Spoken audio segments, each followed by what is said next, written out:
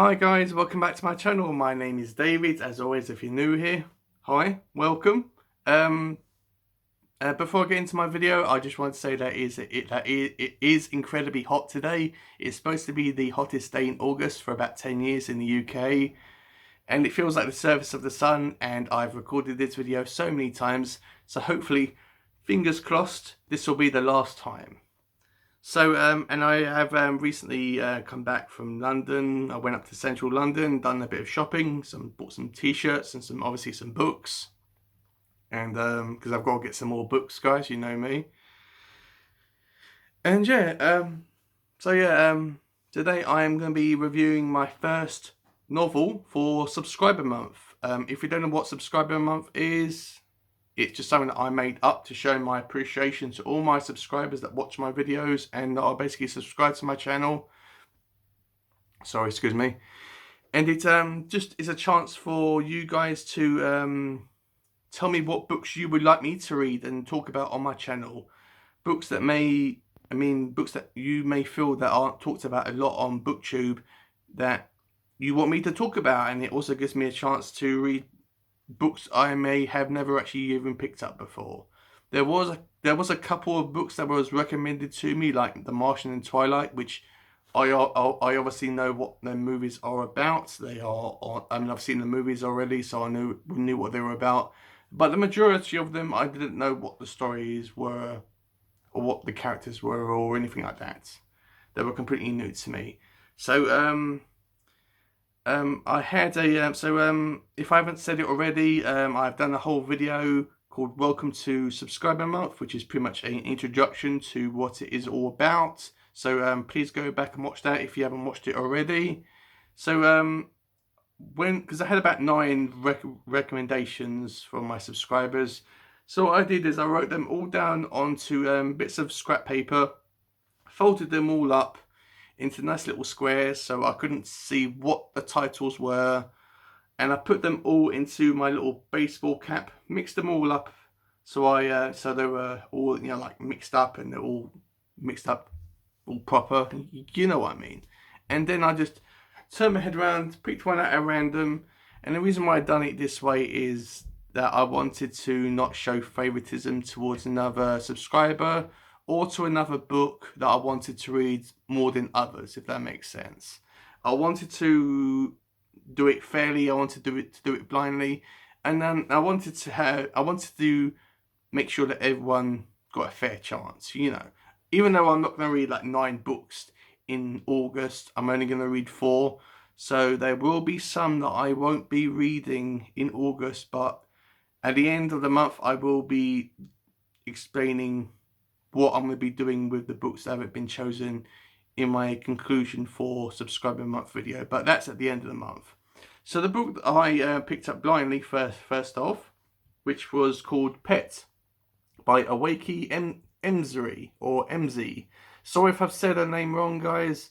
I am doing my best. That's probably as closest to saying her name as I possibly can. Excuse me. This was recommended to me by a channel name called Roseaboveit Reads. If you're watching this, I apologise for saying your name slightly wrong on my welcome to subscriber month video, so apologies for that. And going into this, I didn't know what it was about. I knew it was written by a black author, and I knew that all the characters in this were black. I wanted to read more culturally diverse books from different authors, and with characters that are from a different ethnic background and culture towards mine. As I don't really care about about who wrote a novel. I don't care if it's written by a guy or a girl, or if they're white, black, Asian, Indian, if they're straight, gay, bisexual, transsexual, I don't care. As long as the book is good, it could be written by a little blue Martian from the planet Mars, I don't care. As long as the book is good, I don't care who wrote it. That's what I'm basically saying. So a little bit of background about Pet for you. So Pet was also, if you see me looking down, guys, I'm just looking at my notes. I'm not shy as always. I'm just looking at my notes. So Pet was published on the 10th of September 2019. It's classified online as being a domestic fiction novel, but I am personally classifying this, in my own personal opinion, as an urban domestic fantasy novel. That's what it is to me. And in my I mean, on my Kindle, it'll go into my fantasy folder with all my fantasy books, because that's what I classify it as. This wasn't the first novel that Akwaeke wrote and published. She wrote 3 novels. The first one which was called Freshwater, which was published in 2018. Then it was Pet in 2019, as I said. And she published a 3rd novel, which came out about a week ago, called The Death of Vivek Uji. Sorry if I've said these names wrong, guys. I am doing my best. I'm terrible with names, I really am, but I am doing my best, guys. I really am. So, before I get into the story, I just want to say, as always, this is going to be a spoiler-free video, and this is going to be my own thoughts. This is going to be my own thoughts and opinions regarding this novel. If your opinions are different than mine, that's fine. But yeah, let's get into it, shall we? So the novel opens. So this novel is really short as well. It's about 210 pages, so it's very short. I read it in about 4 days, if I didn't already say it already. So the novel opens up with introducing us to a concept, to this world, to this city.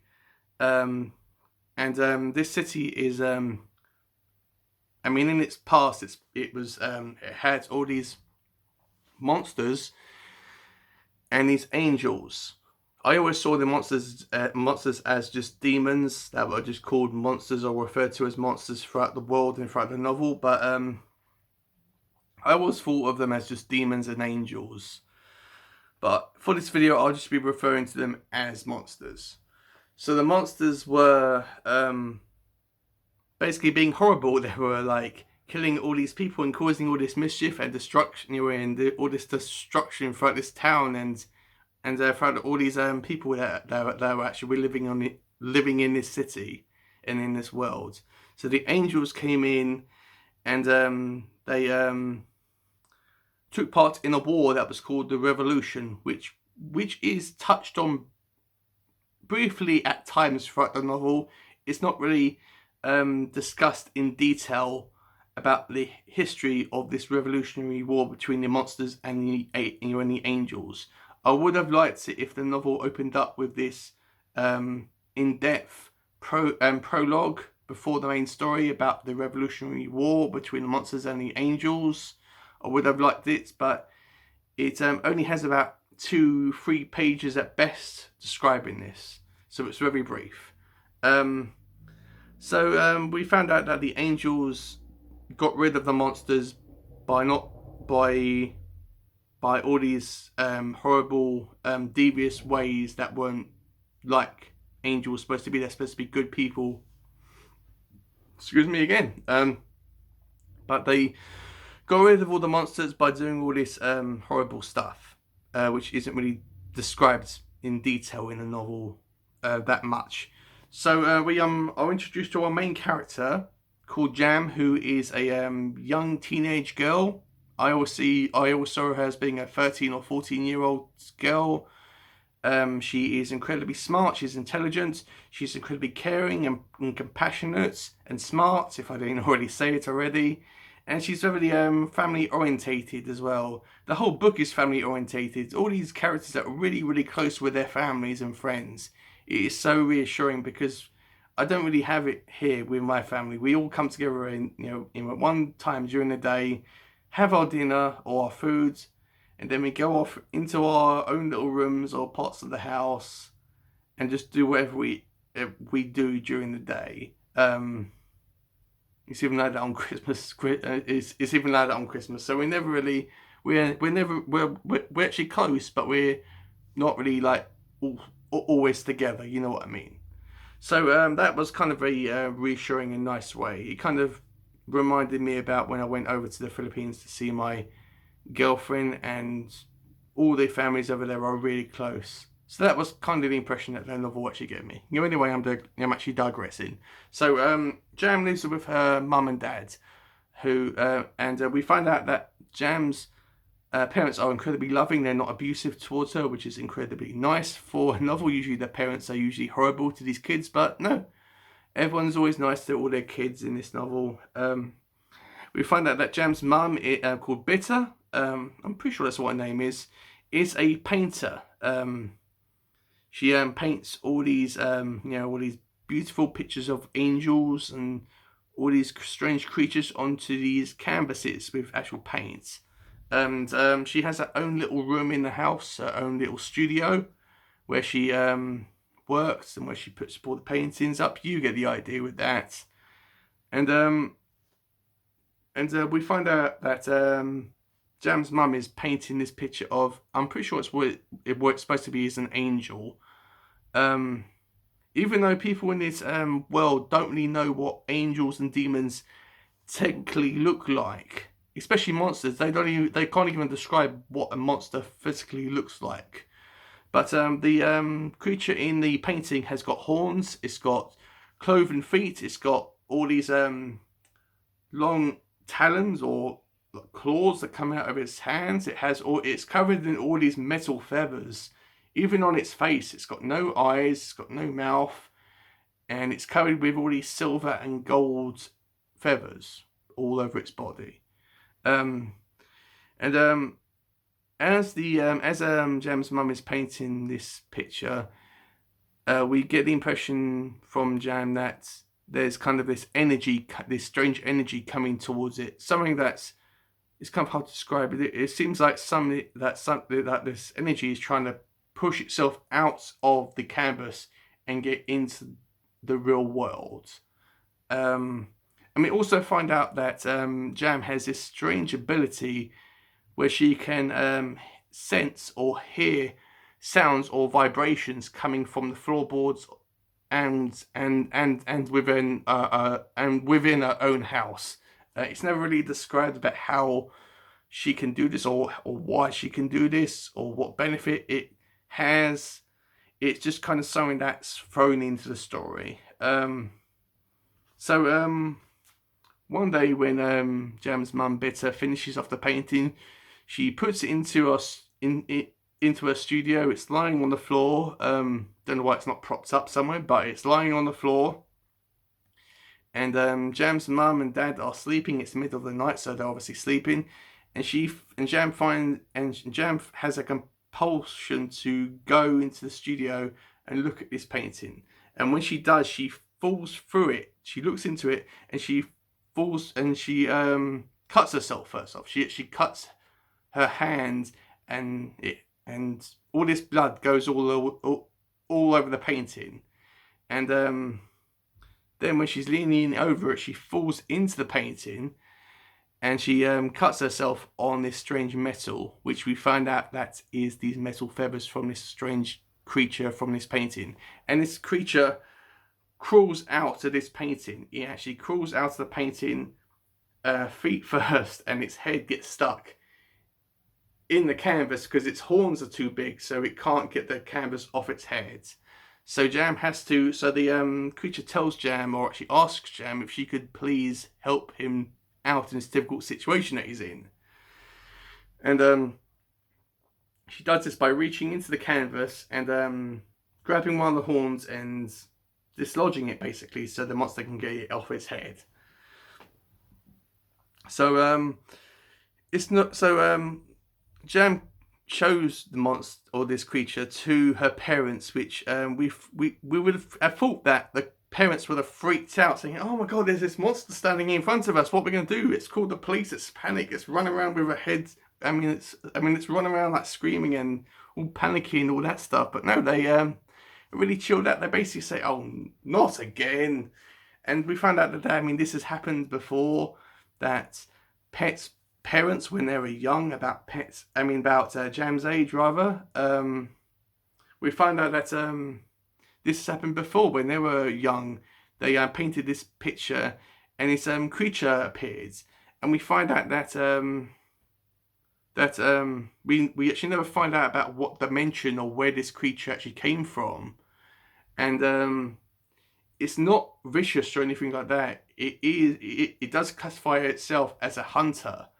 It's kind of a bounty hunter, but it's not. It's actually not violent or anything like that. We find out that it can communicate with Jam. It can't actually talk like I am with you now. It communicates with Jam by telepathy. It can, like, you know what telepathy is. You can actually hear stuff in your mind. Um, and